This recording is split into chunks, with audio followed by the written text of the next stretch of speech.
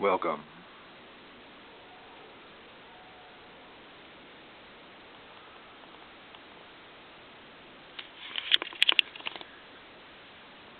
To Out of the Blue.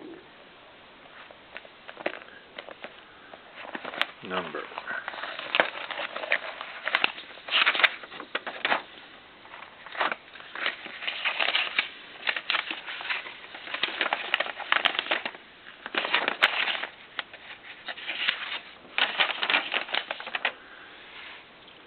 62.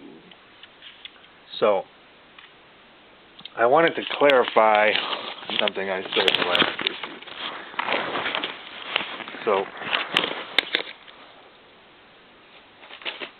when you call somebody a Kant-licker, you better have something to back it up, right? So, I have here a quote from Martin Gardner. This is from Skeptical Inquirer magazine, his very last column, volume 34.5, September-October 2010. And I've mentioned Skeptical Inquirer magazine before, and I'm a big fan of Skeptical Inquirer magazine.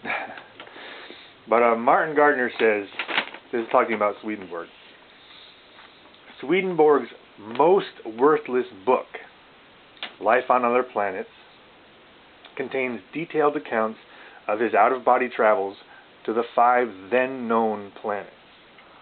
Okay, so this is an example of Kant-licking. And what I mean by that is that this phrase, Swedenborg's most worthless book. Now, Martin Gardner was a friend of my family, and Martin Gardner was a great magician and a great mathematician, a very interesting guy. But this saying Swedenborg's most worthless book, that's kind of a jibe towards Swedenborg. And that started with Kant. Immanuel Kant did that in the 1700s. Immanuel Kant basically said that it was useless to even talk about Swedenborg. Now, when we read this Swedenborg's most worthless book, it suggests that all his books are worthless, but that this Life on Other Planets is the most worthless. So, what Kant-licking is basically acting like you've already defeated your opponent, right? So, and you just dismiss everything they do and everything they say.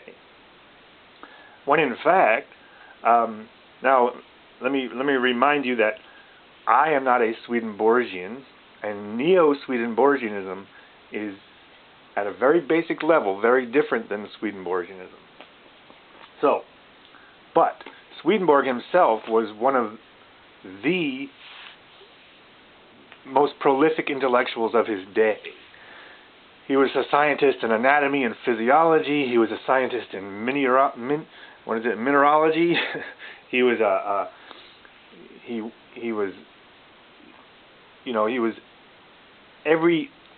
a great intellectual. And it's only later in his life that he started having these religious visions, and he treated them in a scientific way, which is to say he recorded his observations. And to him, at the time, they were utterly real, even as people say, more real than real. But I want to address this, because this is what Martin Gardner uses to debunk Swedenborg. He traveled to the then 5 known planets. This is a very important point, because in Swedenborg's time there were 5 known planets, and in his travels he went to all of them. So therefore, Martin Gardner says, it's debunked, because if he was really traveling to the planets, he would have noticed that there were others. So that debunks Swedenborg, but that actually supports Neo-Swedenborgianism, because what Neo-Swedenborgianism says is that Swedenborg was not actually traveling to the planets. Swedenborg was traveling in his mind. He was in his own head. And as I've pointed out, we have heads too, right? And so if he was traveling in his own head, well then he would only go to the known planets, right? So the way that Martin Gardner debunks Swedenborg, in fact, supports Neo-Swedenborgianism. Because Neo-Swedenborgianism is pro-intellectualism. So Neo-Swedenborgianism encourages learning and encourages increasing your knowledge base. Because you hear these near-death experiences where people they go down the tunnel of light and they meet Grandma, and Grandma gives them a tour of the afterlife. And what the Neo-Swedenborgian says about that is that they are actually traveling in their own mind. So therefore, there seems to be no time limit to this experience. So since you're in your own mind, you have no external time reference. So people talk about traveling for months, and so we can assume that the experience could last a couple dozen years, right? So it appears to be, that at the end of life, there is an experience that could last 15, 20 years, wherein you have a perception, a highly convincing perception, of continued existence. And if we see it as in your own head, then that motivates us to have high quality information in our head.